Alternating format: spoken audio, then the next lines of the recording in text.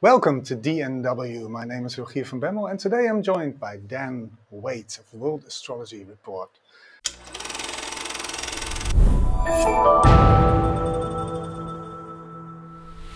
Welcome, Dan. Thank you for joining. Thanks so much for having me. I'm very happy to have you on the channel. You've been kind of the YouTube revelation in the astrology world of the last couple of years. Your World Astrology Report has garnered many views, and your video essays on astrology and world history and politics and cultural developments have really hit a new sweet spot, I think, in YouTube astrology. How is it to be a successful YouTuber all of a sudden? Well, it's a strange game to be playing. You know, as you probably know about YouTube, it never ends, and there's always more content to be written. But yeah, I'm very happy about how well received the channel has been. I had a vision to do something like what I'm doing a year or two before I actually did it, and it seems to have worked out quite well so far. People seem to resonate with the content I'm making. Well, not to blow smoke up your behind, but a lot of YouTube astrology. So for the people that don't know much about astrology, we've talked about it on our channel before. I work with astrology in my philosophical counseling practice myself, and I've spoken a bit about it. We've had Kai Pacha on and Karen Hamaker-Zondag, who's I think she's a world famous Dutch astrologer.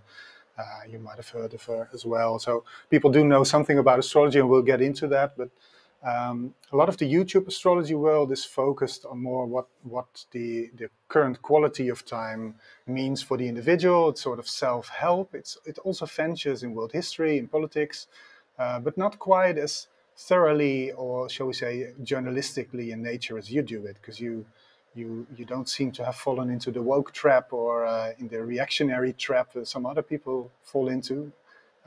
You find a sweet spot of objective analysis based on astrological knowledge, and yeah, it's really a jump in quality from most things you see on YouTube. Although there's some very good stuff in there as well, but yeah, I really like what you're doing. So it's very I'm very happy to introduce you to our audience.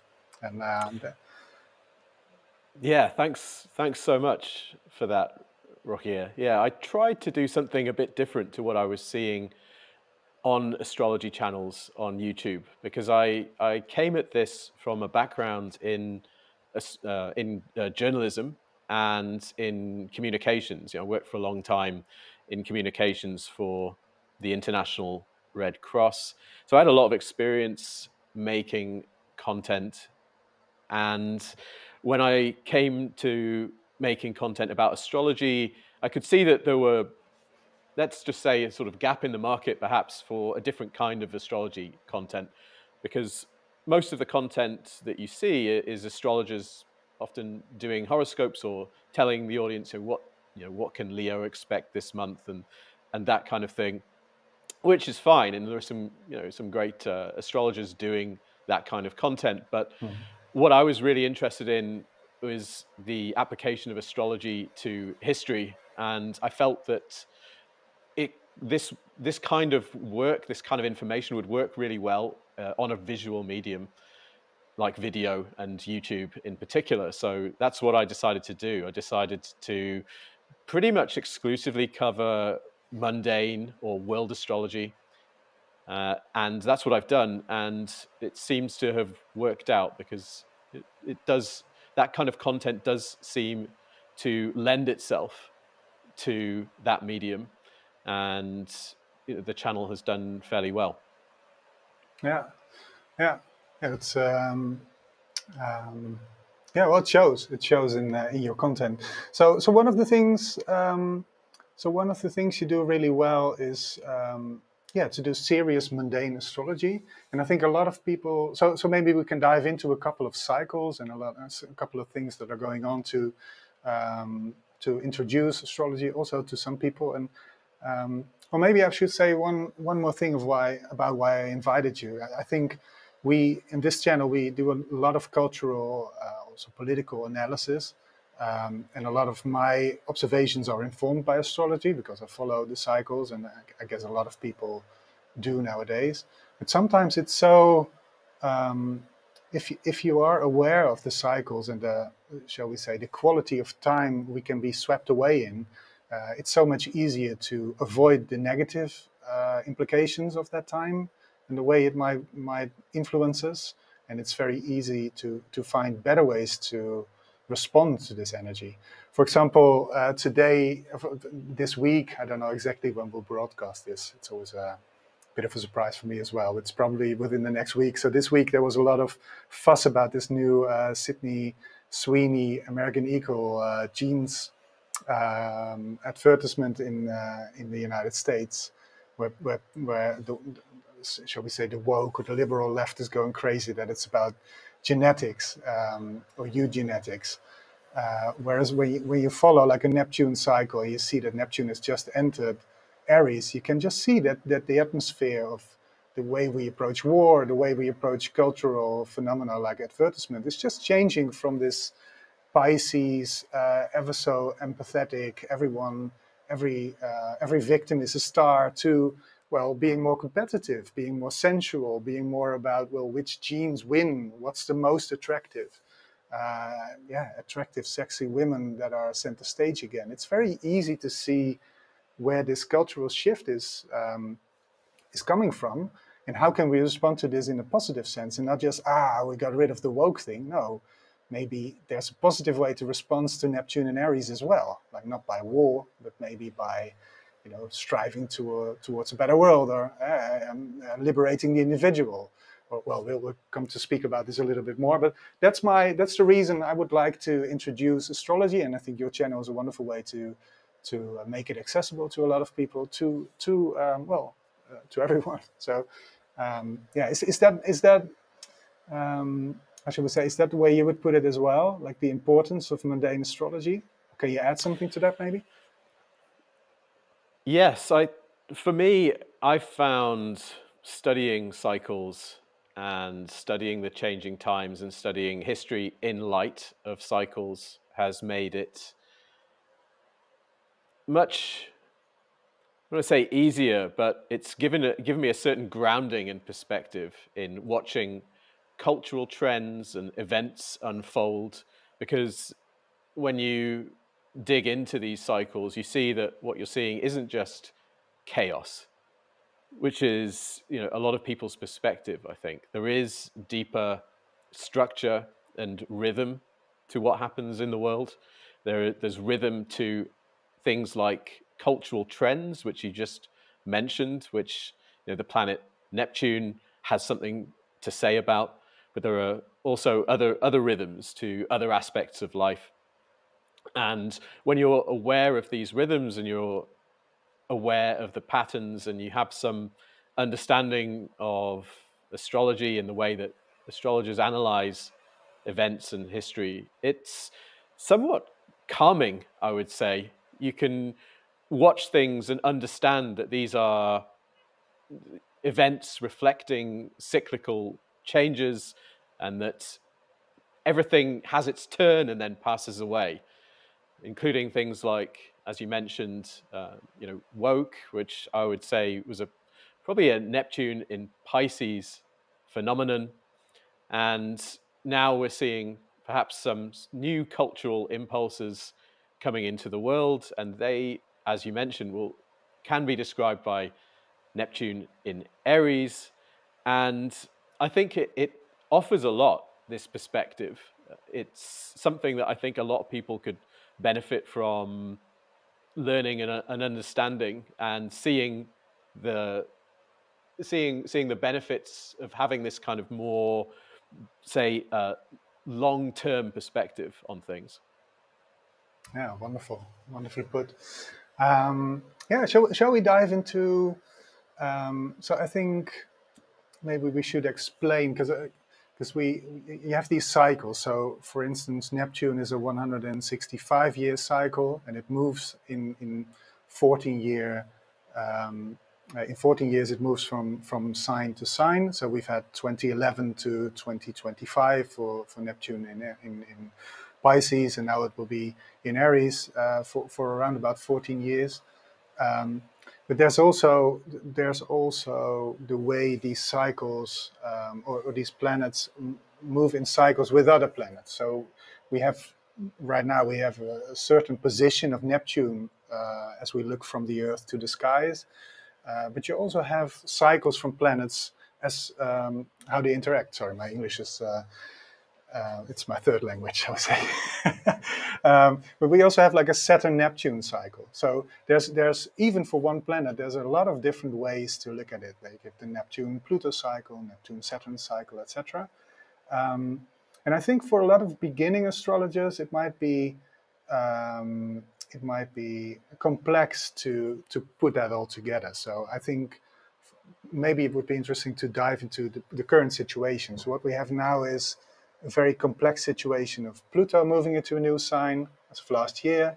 We have another slow-moving planet, Neptune, moving into a new cycle this year. We have Uranus, the next slowest moving planet, is also changing sign this year. And then we also have a couple of smaller cycles, like the Saturn-Neptune cycle, coming to a culmination and making a new start this year. So there's always a lot of these interacting sort of cycles. And maybe you can explain to our audience how you, as an astrologer, put that all together, or how you prioritize maybe between all those different cycles that are that come together. Absolutely. So what we have to acknowledge first of all with this work is it's very complicated, as you mentioned. There are lots of different cycles all happening on top of each other and interacting with each other. So it's a difficult task, and it's almost a very audacious thing that we're trying to do. We're almost trying to peer into the mind of God, and as mere humans, we're always going to fail at doing that because it's an impossible task, essentially. But we do our best. And the way that I've conceived of how to put this stuff together is to start with the biggest cycles, the longest cycles that we have, and to gradually move in terms of the shorter cycles. So it's best to get a very, very long-term big perspective first. And for that, we can look to the processional cycle, which is a 24 to 26,000 year cycle, which I would imagine most people aren't aware of outside of astrology and outside of people who are interested in this kind of thing. There's essentially a cycle we call the procession of the equinoxes, whereby the stars that are rising at the spring equinox each year gradually shift around the zodiac at the rate of 1 degree every 72 years. So this cycle lasts something like 24 to 26,000 years, depending on who you ask. We don't actually know for sure exactly how long this cycle is. But this is the cycle that people have divided into the 12 astrological ages. So people are aware of the age of Pisces, the age of Aquarius, and these kind of terms. They derive from this very long cycle. So we can start astronomically, it's to do with the wobbling of the axis of the Earth, right? So it's that's the main theory. That's the generally accepted astronomical theory. There's some kind of wobble of the Earth as it rotates, which is due to the gravitational pull of the sun and moon on the Earth somehow, and it creates this effect. There are other theories as well, which are less well accepted, but the other, for example, one theory is that potentially we're in a binary star system. Most stars that we've discovered have been found to be in binaries or even triplets or more. So even though we haven't identified a binary partner for the sun, it is conceivable that there could be one, like a very dim star that's very difficult to see. Anyway, this is kind of going off off piste a little bit, but essentially, there are different theories for how this happens. But the processional cycle, this very long cycle, is where we'd start.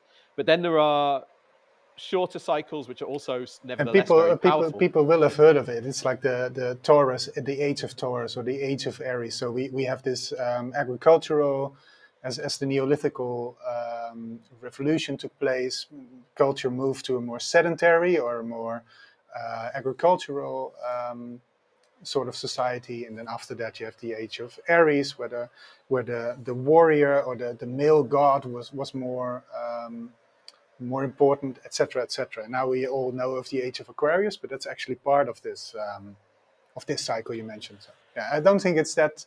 I think most of the people that listen to the audience or yours have heard of this processional cycle. They just don't know that it's based on the procession of the equinox. Right, right. Well, yeah, and that perspective actually gives us some quite interesting big picture perspective on the world, because right now, depending on who you ask, some people believe we're actually already in the Age of Aquarius. I happen to also go with that view, but there is a certain passing from Pisces to Aquarius, from the age of the Piscean religions, Christianity, Islam, the two fishes of Pisces, moving into the Aquarian age, and you see the kind of these impulses pushing against each other. The old religions and science, for example, atheism, New Age, these kind of things. That if you have this perspective, you can kind of you can place these different trends that we see in the world into that, and it gives you some sort of understanding of where we are and where things are going. So we can start up there, but then there are shorter cycles that are still very long. The synodic cycles that you mentioned. A synodic cycle is a cycle that we get from the interaction between two planets. For example, the best known one is the lunar cycle, the interaction between the sun and the moon, which is very easy to understand because we see the changing shape of the moon in relation to its position with the sun. So there are many of these synodic cycles, and the longest one of the most powerful cycles, and the one that I've focused on a lot, is the Pluto Neptune synodic cycle, which is 500 years long. So you can kind of come down a level to a 500-year cycle, and then we can come down further than that. We can look at the Uranus Neptune synodic cycle, which is about 170 years, a little bit more, and then you can come down through other cycles down to, say, the Saturn Neptune cycle, which is one that a lot of astrologers are talking about right now. This is a 36-year synodic cycle, and the reason everybody's talking about it is that Saturn and Neptune are currently forming a conjunction. They're not exactly conjunct, but a conjunction is essentially where they meet in the sky on the ecliptic. Now, we can't see Neptune without telescopes and so forth, but if you were able to see Neptune, you would see two stars, or what appear to be stars, Saturn and Neptune, very close to each other right now. And this cycle is resetting, this 36-year Saturn-Neptune cycle. And this is a very interesting cycle. It's one that has strong resonance with Russian history. If you look back at Russian history, you see major events and new beginnings at these Saturn-Neptune conjunctions going back hundreds, possibly even thousands of years, but certainly hundreds of years. This is a cycle that a lot of people are quite aware of in astrology. For example, 1917, we have the Russian Revolution, Saturn-Neptune conjunction. 1952 and 53, another conjunction. Stalin dies, that's another new beginning for Russia. 1989, another Saturn-Neptune conjunction. Berlin Wall falls, obviously very important for Russian history. We're seeing another one now, and what do you know? Russia is engaged in this war in Ukraine, and is very much at center stage in history. And this conjunction will be going exact in February of 2026. So it's it can tell you some very interesting things about history and why what we're seeing now is happening now. Let's dive into that a little bit. So I'm also very interested in these longer.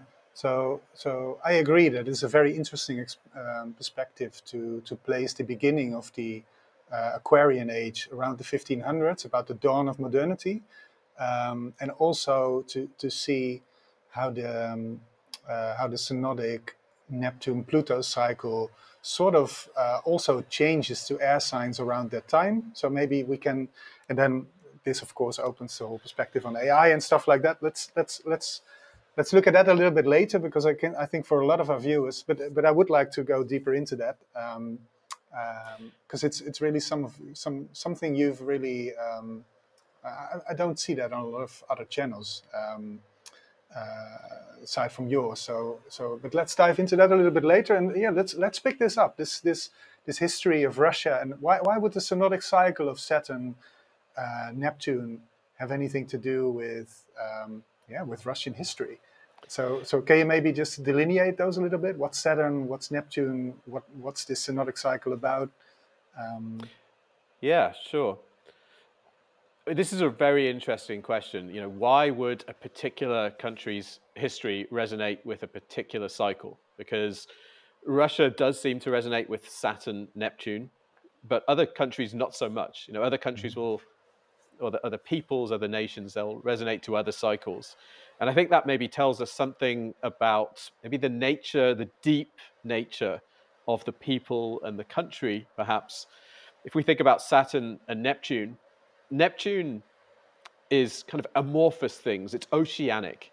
It's the ineffable, the mystical, the spiritual, the ideal. Saturn, in contrast, is the concrete and the manifest.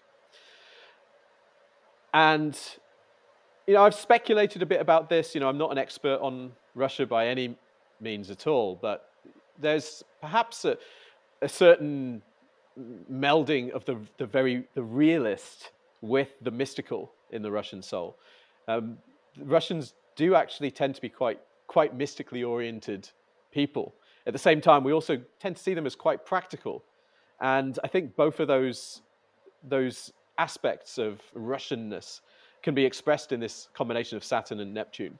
But there's another way that this is expressed as well, because I've actually looked at these Saturn-Neptune conjunctions going all the way back to 1703 and even beyond that.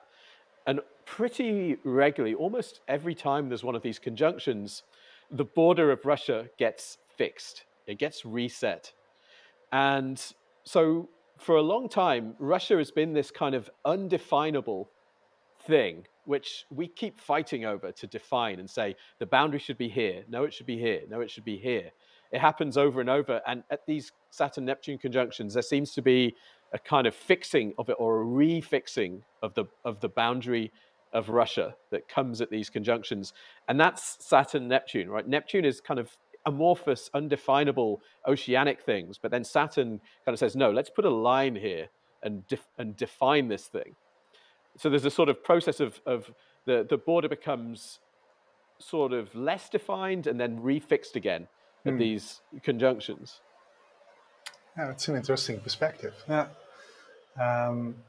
which is a nice addition to the more commonly held view that Saturn and Neptune has something to do with the ideological, religious belief aspect of Neptune, and the Saturn that sort of de-idealizes or concretizes or how do you say, like deflates some ideology or deflates some dreams. So in this sense, it's often connected to this 1989, the end of a certain ideology, and also I think another Saturn-Neptune conjunction was in 1846, like 2 years before Engels and Marx wrote their Communist Manifesto.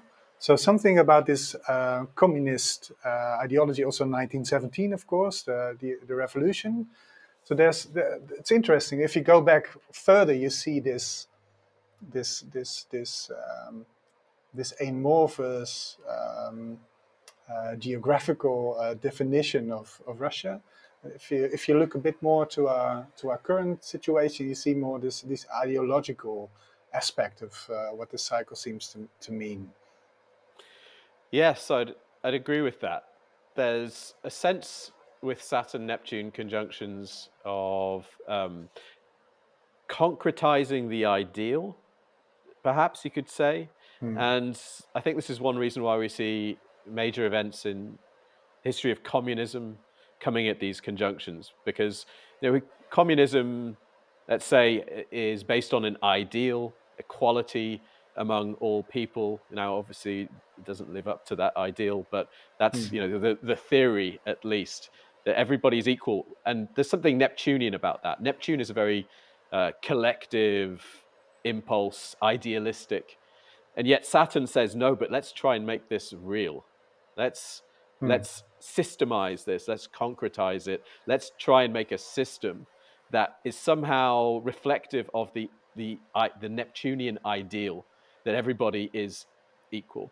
And in a spiritual sense, that's true, I believe. In a spiritual sense, we are all, say, drops of spirit in the ocean. But in the material world in which we're living, it's not really possible to make such a system. So it's a kind of Saturn, Neptune. It's both attempting to concretize or manifest the ideal, but then there's also a sense of, as you mentioned, disillusion that comes with these conjunctions. As you mentioned, the Berlin Wall, and I think right now there's a fairly widespread sense of disillusion in the world. There's a sense that things aren't working very well, and perhaps our ideals haven't taken us where we wanted to go. Yeah. Would you also connect this cycle, like in 19? So what seems to me like an obvious correlation of the cycle as well is 1989, the end of Fukuyama's The End of History. We have a whole idea that liberal democracy will take over the world. This ends in a sort of hyper idealistic, dreamy idea of everyone's a victim. We can all be exactly the same. We don't need any sort of.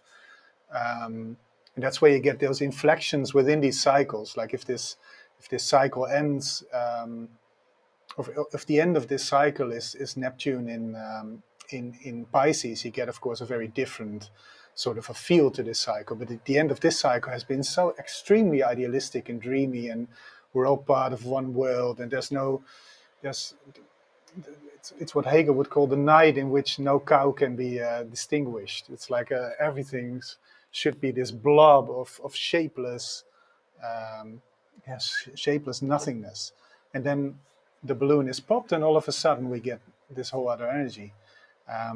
Would you see this correlation as well? So it's from 1989 to now, and what would that mean for the next cycle? What can we surmise about what's going to happen now? Can we already see the intimations of a new idealistic idea about what the world should be? Yeah, it's a really interesting question, and I love that observation of Fukuyama and the end of history, writing that book around 1989 at the last Saturn-Neptune conjunction. And it does seem that there's disillusion about liberal democracy right now.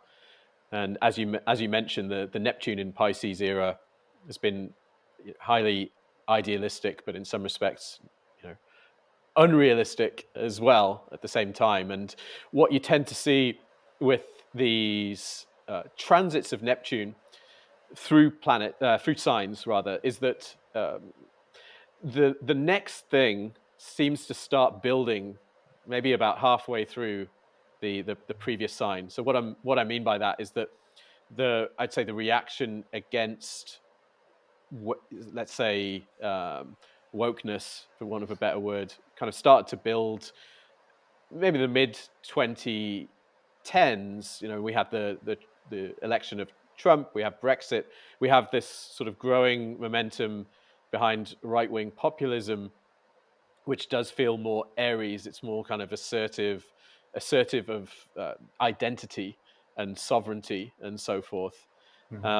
So that seems to be part of it. I think the sort of newfound sense of like nationalism and so forth is maybe a part of it. But then there's also sort of more interesting and almost weirder things happening as well. We tend to see the new coming into the world at Aries activations, because the sign of Aries is the first of the 12 signs of the zodiac. It's a fire sign connected to the kind of divine creative force. And when planets are in Aries, we tend to see new things, often things we couldn't have predicted coming into the world. So we have to, I think, always be a bit open to that when Aries is concerned. And something that I'm seeing at the moment is there's an interesting new impulse coming around a more, say, open-minded perspective on the world that's kind of considering things like the possible advancement of ancient civilizations, the possibility of the UFO phenomenon, these kind of things. If you look at the kind of the podcast world, people like Joe Rogan and a lot of these podcasts that are coming out, they're often quite male, and they also often are very open to these kind of weirder aspects of reality. And that seems to me to be maybe the sort of new thing that's really taking off at the moment. I think we're kind of emerging from a more, say, closed-minded, materialist, positivist kind of way of perspective on the world, and into something much weirder and, in my opinion, more interesting. Yeah, that's so you see the podcast phenomenon and the breakthrough of like Joe Rogan, and that's interesting because he's a martial artist. He is a commentator for the UFC, the Ultimate Fighting Championship or Fighter Championship. I don't know, the UFC. But he's also very open to ancient history. Like he's had Hancock on a few times, and also UFOs and stuff like that. He's interviewed those Air Force pilots themselves as well. Yeah, interesting. So, and you see them because halfway through the Pisces era, you can already see the new emerging, but under the wave, so to speak, in this case. Yeah, partly that, partly kind of observing sort of what was building under the surface in the late 2010s, early 2020s, but then also just kind of, I think what you can do is look at what's happening, look at who's out there, what are they saying, and also thinking about what are the astrological archetypes speaking to. And with an Aries activation, particularly as it pertains to popular culture, I'm looking for popular culture movements that reflect Aries, and, as you say, kind of sort of warriors and young men. Well, not in Rogan's case, not too young, but there's a very blokey maleness to some of this stuff that's coming out. But then there's also something new about it. It's not just really about reacting to what has gone before.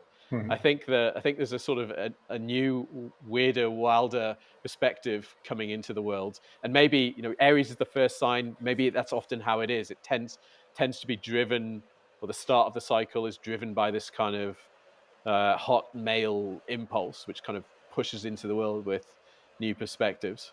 Yeah. How do you look at psychedelics? I'm sorry, I'm just free associating now, but I always had thought that like psychedelics and the interest in UFO was also just a very Neptune in Pisces sort of an interest, and I do think that psychedelics opened up the minds of many people to connect to different so we say different dimensions from the material incarnate version of what we've been calling reality ever since the dawn of modernity, so we say. So this materialistic Newtonian universe of matter and time and space and all those other so we say simplifications of reality.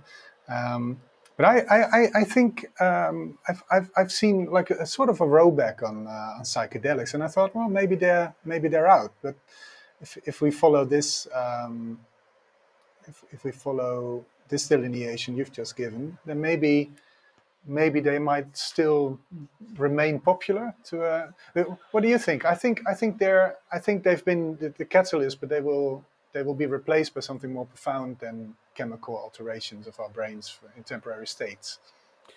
Yeah, what we have to bear in mind is there was a bit of a rollback, a pushback against the opening to psychedelics over the last, say, 2 or 3 years. And what was happening then? Well, Saturn, which is blocks and restrictions and limits and saying no to things, was in Pisces, which is where Neptune has been. So there had been this big explosion and opening to this stuff, but then Saturn, which spends about 2 to 3 years in a sign, came into Pisces, and we did see some rollbacks on things like that. You know, we saw, I think, some attempts to roll back cannabis decriminalization and in certain places and things of that kind. So there was some sort of a pushback, but there are always going to be these kind of ups and downs into things. I personally think that this story isn't over. I think an opening to the use of psychedelics and plant medicines is going to grow.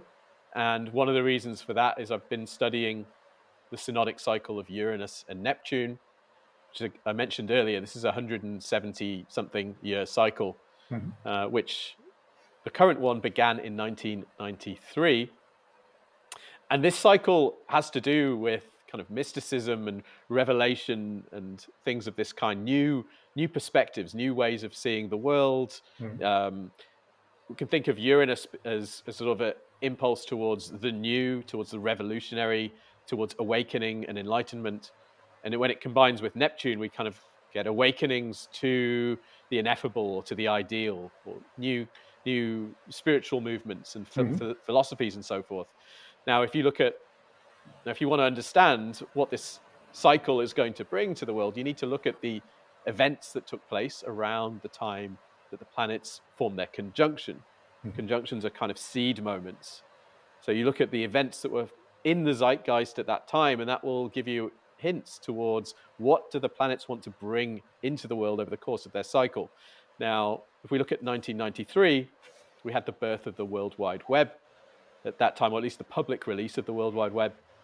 They were both in Aquarius, right, in 1993? Capricorn. Capricorn. Capricorn, yeah. They met at 18 and 19 degrees of Capricorn in 93. They had 3 conjunctions. And we also had the Disclosure Project launched by Stephen Greer's Disclosure Project, this project to bring forth whistleblowers to release information about what was going on behind the scenes with regards to the UFO phenomenon. We also had the founding in 1993 of the Hefter Institute, which is an important institute in the US which studies the use of psychedelics to treat mental health conditions. And so I've seen some of these trends as being built into this larger cycle, and some of these things are expressing themselves at the moment, particularly the UFO disclosure stuff, but not only. So yeah, I don't think psychedelics are going away. I think that may have been a Saturn in Pisces kind of rollback, but I think we'll see more. So that would have been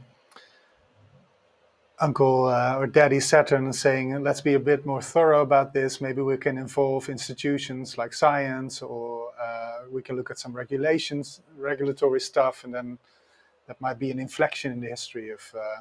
interesting. So this is, I think, a very nice example also for our viewers, that if, as an astrologer, you think about one cycle or one aspect of a cycle, there's always other ways to look at it, and then you can go to a whole new cycle, or in this case, the synodic cycle between the Promethean Uranus and the spiritual Neptune, and see what's going on there. I remember 1993 and 1994. It was a pretty out there year, especially 1994 was a very, very interesting sort of an opening, happy, the whole world came together sort of a vibe. It lasted for a very short time, but it was a happy hardcore years. Yeah, I remember that period. You know, I was in my early teens then, and it was a very positive period. And Uranus-Neptune conjunctions are, I think, quite positive things. You know, they do tend to bring forth quite positive vibes, shall we say, and they also tend to be correlated with peacemaking, which you can see obviously at that time. This was around the time that the Soviet Union collapsed and we entered this unipolar world. You can go back even further to the about 1814-15, we have the Treaty of Paris, the end of the Napoleonic Wars. That was another Uranus-Neptune conjunction. You go back to 1648, and you have the Treaty of Westphalia, another one of these conjunctions. So they are quite positive times, and they're also very creative and times. And it was great for the music, and even though we were teenagers at that time, or just a bit younger. I wasn't. You weren't. Well, I was just. But so is often, you see the world with say when you're in your childhood, things seem good, but it really did seem like a good time. Sure. And the music. I bought my first CD. I bought my first CD in 1994. I was 8 years old, and I bought my first CD. I remember it very well. Yeah. A compilation CD with good music indeed. Yeah, I still have it somewhere, I think. So you have this distortion of the teens, but also like I wasn't in my teens, and it was still it felt like a very light sort of a year. Yeah. Interesting. Thank you for enriching our evaluation of psychedelics with this particular cycle. Looking at the time, Dan, maybe just to, I'm trying to do way too much in this hour, but so I'm trying to introduce people to mundane astrology. I'm trying to introduce them to you. I'm trying to give people a glimpse of the cycles that are going on, like just enough to get them interested to maybe check out some more of your channel, maybe start reading some astrology or studying some astrology themselves if they're interested in this stuff. And I think we've touched upon like one of the important things that are going on now. So I think you have the Pluto Aquarius thing now. Let's end with that, or end with the Aquarian theme. We've touched upon this Saturn Neptune cycle and how it pertains to Russia, and so we have an example of this. A little bit of a shorter cycle. Another thing that's happening right now is a little bit more disturbing, maybe, but it's the Uranus in. Uranus is also moving to another sign, as I mentioned in the beginning of our talk, and it's moving to Gemini now. And this is historically both these cycles, so Neptune going into Aries and Uranus going into Gemini, has coincided with America going to war, either internally, which is Neptune Aries correlated, or so it seems if you study history from an astrological perspective, or including an astrological perspective, and more outwardly maybe when you look at the Uranus Gemini cycle. So can you maybe so maybe let's make it concrete. So how large is the chance, you think, that America will indeed be involved in some sort of a conflict, and what would that look like, and what would it mean if you look at these cycles? Yes, this is the million-dollar question. So if you look back at history, as you mentioned, whenever Uranus has been in Gemini, you've seen America go to war right from its founding. So Uranus was in Gemini at the founding of the US, when it was at war with Britain, so the Revolutionary War. You fast forward another Uranus cycle, 84 years, and you reach the Civil War period when Neptune was also in Aries, where it is now. Uranus is in Gemini now. Then you fast forward another Uranus cycle, and you reach the Second World War. So there does seem to be this kind of rhythm with American history, and it's not only astrologers who've seen this. Maybe some of your viewers might have heard of Strauss-Howe generational theory. These were two demographers, historians, who came up with a theory that American history essentially resonates to a kind of 80-year cycle that relates to different generations and their roles in society. And that essentially at the end of this cycle, you have a period that they call the fourth turning. They describe these cycles as consisting of 4 turnings. And the fourth turning is the kind of crisis period where there's a big crisis, often or usually a conflict, which results in the country kind of reforming itself, kind of finding new impetus and coming together, or if not coming together, then at least identifying who gets to guide the country following the fourth turning. So a lot of people have seen this pattern, and needless to say, it's quite worrying, given that Uranus is back in Gemini. There's great tension in the world, and you have to think in terms of scenarios. Really, astrology is not an exact art. It doesn't tell us such and such is definitely going to happen, but we can look to the patterns of history, and we can say, okay, well, we have to reckon that there's a high chance the US will be in a very significant war over the next few years. But there are other possibilities, I think. I'm still holding on to the hope that what we might see is more like a second Cold War. Obviously, people are already talking about Cold War 2.0. And even though the historical patterns aren't positive, they do tend to suggest we will see a big war, a big transformative war that America is involved in, and by extension, probably the Europe as well and everyone else. We can also hold on to the hope that perhaps this is going to kind of be somewhat limited in the same way that the previous Cold War was. There are other cycles that I've looked at. I won't get into it now, but that suggest that potentially we might see another period of extreme tension and threat of destruction, as we saw in the first Cold War, where it looks like war could really break out in a full-on kind of war to the death, kind of looming over us, but that it doesn't quite happen, and that perhaps it's restricted to proxy conflicts in some sense. That's another scenario, and I think the only sensible way to consider this stuff is just to hold those scenarios as possibilities, so that you're at least mentally prepared for both of them, given that we can't know the future for sure. Hmm. Yeah, or if we take a step further, maybe we try to understand why America has been in conflicts during these times, and see if these archetypes can tell us a little bit about why this need existed and how we can avoid taking care of this need in this violent way, in the way of war, and not in other ways.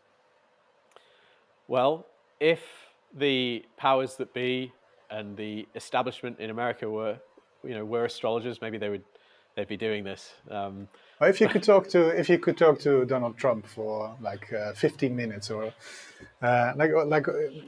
give me the cliff notes. What's happening in the world, and well, what would you say to him, and try to, because he really seems a passenger of the ages, right? And the last time Neptune was in Aries, America, by way of Lincoln, also tried to acquire Greenland, and they also had a conflict in, what was it, Southern America somewhere. Like, he's just repeating these cycles, and he seems to be oblivious to them, or he uses them to try and use them in a way. He might be very brilliant, or he might be a blind passenger. I'm never sure with him, but what would you say? There is, some suggestion that of elite use of astrology. Oh, definitely. Ronald Reagan, of course, famously consulted an astrologer, which was then blamed on his wife, but that's another story. And I think there are more examples of that. And I've been told of astrologers having clearances to work at the White House. So any names you can share? Or? No, I wasn't given the names. I was just told by an astrologer that I know and trust that she was aware of another one who was working at the White House during the Biden administration, somewhat surprisingly. So, I don't know for certain, but the information's credible. So I think there are people studying cycles. I think Trump probably knows a lot of things that he doesn't let on, or isn't supposed to talk about. But I wouldn't be immensely surprised if he was getting that kind of advice. Hmm. All right. All right. Okay. Let's. But still, you might be advising him in a different way. So, do you want to share something about? Do you have an idea of why America gets into these conflicts around this? Because a lot of people, a lot of astrologers talk about the results of what happens during this Uranus in Gemini time. So it's technological advancement, it's the nuclear development, or it's aviation development, or it's communications technology development, stuff like that. But I think what's less spoken about is maybe this double-faced character of Mercury and Gemini that sort of, yeah, sort of pulls us into these conflicts in a way. You know, I think I'm not sure how much astrology offers here versus just a kind of historical analysis, but there does seem to be some sort of repeating pattern of different classes and interests coming into conflict.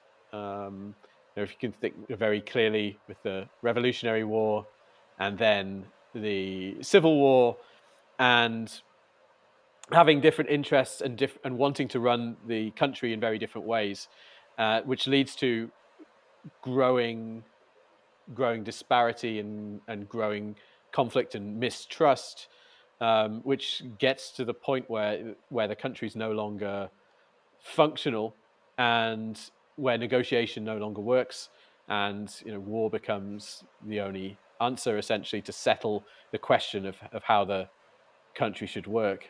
And for some reason this seems to be for some reason this seems to follow the rhythm of the Uranus cycle in the case of America, and leads perhaps the fact that Uranus is in Gemini, this sign of two-ness and bifurcations and so forth, means that for some reason in America this tends to be resolved in conflicts, in great kind of divisions and bifurcations, and then sort of one side wins and the cycle begins anew again.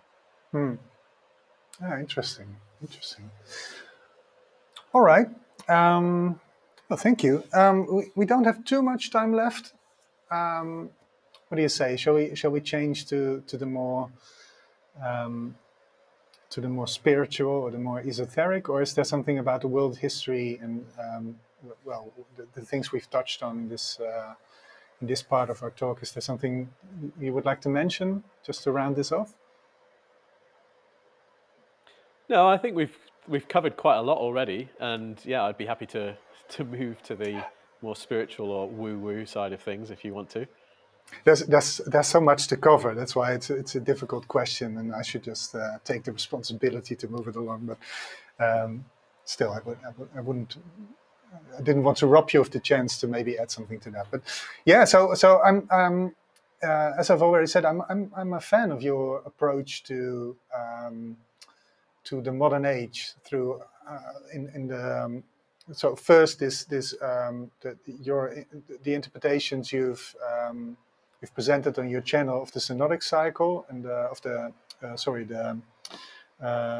procession of the equinox cycle. So this big these 2200 year movements through a cycle. And you say the Aquarian age didn't start like around the 1960s, or it will start in a few years. What some others say, you say no, it started really at the dawn of modernity. And then you have this change of the synodic cycle of Neptune and Pluto to the air signs, because they conjunct every, what is it, 500 years, 493 years or something. And then this conjunction moves very slowly through the signs. And now it's in air signs, and it has been since the 1500s, so that might tell us something about the character of our age. And then we have the Pluto, which has just moved into Aquarius, which it has done around both the Reformation and the Enlightenment age. So there's a combination of a lot of cycles right now that can maybe tell us something about what our times are about. And then it's not just about like what we know about modernity, but maybe what modernity might be about if we look into it a little bit deeper. And I love your perspective on this. So maybe you can share some of it with our viewers. Yeah, absolutely. So studying these cycles, as you've mentioned, they really do point to the 15th century, around that time, as being our move into the information age, or the age of Aquarius. This wasn't my work. This was the work of an Australian astrologer named Terry McKinnell, who's basically spent his entire career studying the astrological ages. And he identified 1433 as the dawning of the age of Aquarius. And if you think about it, this makes a lot of sense, because the historians identify that kind of period, maybe slightly afterwards, as the beginning of modernity, or early, the early modern period, and the end of the medieval period comes at that time. And for these cycles to really make sense, you would want them to be identifiable by people who aren't using astrology. If the age of Aquarius means something and really does have a significant effect, you'd want non-astrological people to be able to see there's some kind of change coming at that time. And indeed, that's what the scholars see. But then the astrological techniques also point to that period. So this period then, 1433 and around that time, is essentially the birth of the Aquarian age.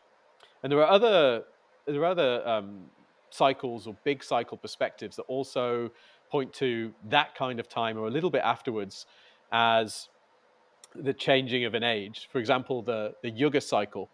There was a Indian mystic called Sri Yukteswar, who identified the year 1700 as the end of the Kali Yuga, the dark age, the age of materialism, when we're most separate from the divine. So, is he the teacher of Yogananda? Yes, he was the guru of Yogananda. Right, Sri Yukteswar. exactly. Yeah. Sri Yukteswar. And so he also had a very interesting perspective on this, pointing to a little bit after that time, but not too long. And one of the things that he pointed to about the age that we're in is that this is an age of self-interest. And I think this is quite interesting. If we think about self-interest, because you look around the world and you do see a lot of selfishness, and we're not living in any kind of spiritual utopia, and we're not even close to that. But what he described is the age of, he described this age as the energy age. And some people have taken that work forward and considered the characteristic of this age as being self-interest and an understanding of energies. Now, in the times gone by, in say the medieval period, the Kali Yuga, your average person was not really able to pursue their self-interest at all. Of course, there were leaders and kings and so forth who could pursue self-interest, but there were always exceptional people at any time in history. Your average person was essentially bound to the land. They were working. Any pleasures they had, they would maybe just come from food and sex, and that was about it. And people were members of a flock. They were told what to believe by the priesthood, and so forth. And the real characteristic of our age, which you can see through several of these cycles and lenses, is this kind of growing self-interest, which seems on the surface to be a bad thing in certain respects, but it actually ultimately can take us to better places. And it has in fact led to a huge growth in general wealth and living standards and so forth, and that's undeniable. But over time, we'll start to realize that your self-interest is my self-interest. Our self-interests are our interests are the same ultimately.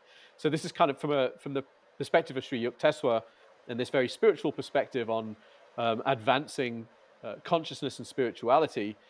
This phase that we're going through now of great self-interest is actually going to take us ultimately to better times. But at the moment, we kind of have the self-interest and the technology, but we don't yet have the wisdom. And that's something that will come over the centuries and millennia. Yeah, that's so interesting. Like we've had this this liberal philosophy and the idea of utilitarianism and your my freedom is limited by your freedom, or the best thing to do is to do something that's good for everyone. But it's all it's disjointed from our communality, and it's a very indirect way to to communicate our togetherness in a way. So we haven't found a way to feel really connected to other people in a way that doesn't limit this sort of initial enthusiasm to be a self, to be free, to be able to move all over the world, or marry who you want to marry, or believe what you want to believe. But we have not really found a way to develop a mechanism in which we can also societally organize ourselves around a higher shall we say, vibration of this idea of individual freedom. Yeah, no, it's a very interesting perspective. But you've also thought a bit about well the dawning of this new development, right? Like you point a lot towards like UFOs, psychedelics, but also theosophic perceptions of what this new spirituality might look like. Can you Yes. Can you lift the veil a little bit on this? Yeah. So from another perspective, we've also clearly been through a period of great materialism and denial of the spiritual aspects of life. And you can also see that in the cycles, particularly the synodic cycle of Pluto and Neptune, began in 1398. And since roughly the 17th century, we had this institution of science, which has brought us a lot of benefits, of course. And the scientific method has helped to give us the prosperity and levels of comfort we have now. But at the same time, it came at a cost. It came at the cost of the disenchantment of the world. And what you see now, I think, is a process gradually of re-enchantment, which you can, again, look at cycles and see that there was some kind of new impulse seeded around the late 19th century, the time of the Theosophists and that great occult revival. You could see that there was something being seeded there, and they were very interested in Eastern concepts and reincarnation and karma and the changing ages and so forth.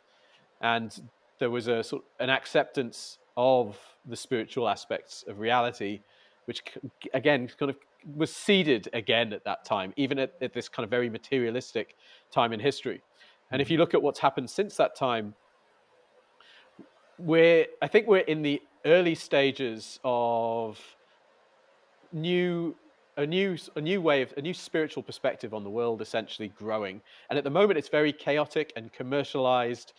You can think of like the New Age and the sort of stuff that you see on Gaia TV and things like this. And it's very common, right, for people to say, I'm spiritual but not religious. I believe in reincarnation. I believe in spirit, but they're not very rigorous about how they approach spirituality often. And there's no one way to do it, and maybe there won't be. But we're sort of in the early stages of spirit kind of returning to reality, in a sense, or returning to our conception of reality. And you also see that in the emergence of things like remote viewing, for example, which was the CIA's way of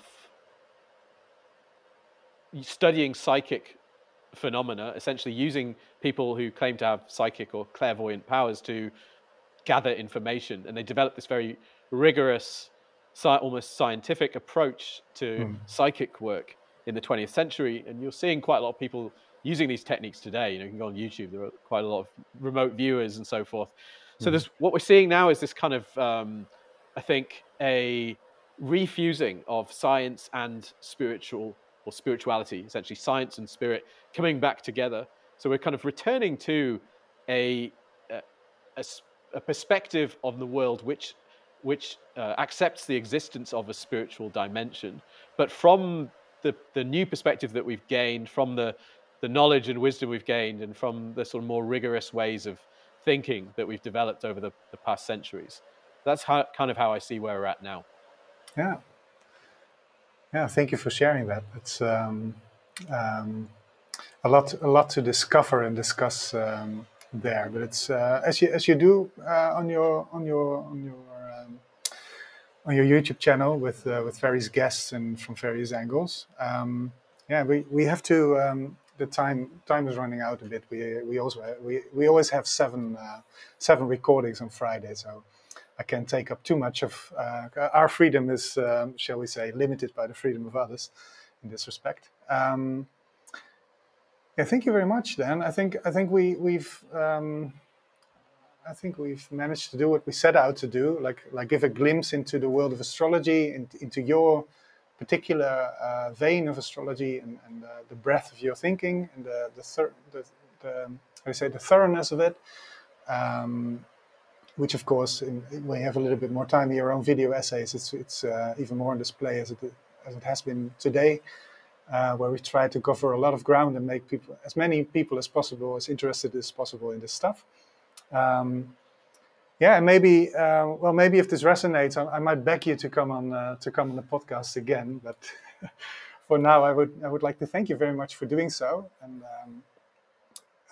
Yeah, I wish you all good luck with your channel, and I would encourage everyone to just take a peek and see if it fancies your interest. Thanks very much. No, it's been a pleasure. It's been a lot of fun, and of course, I'd be happy to come back sometime. Wonderful. Thank you very much, and thank you all the listeners and viewers for joining us today. Have a good one. Cheers.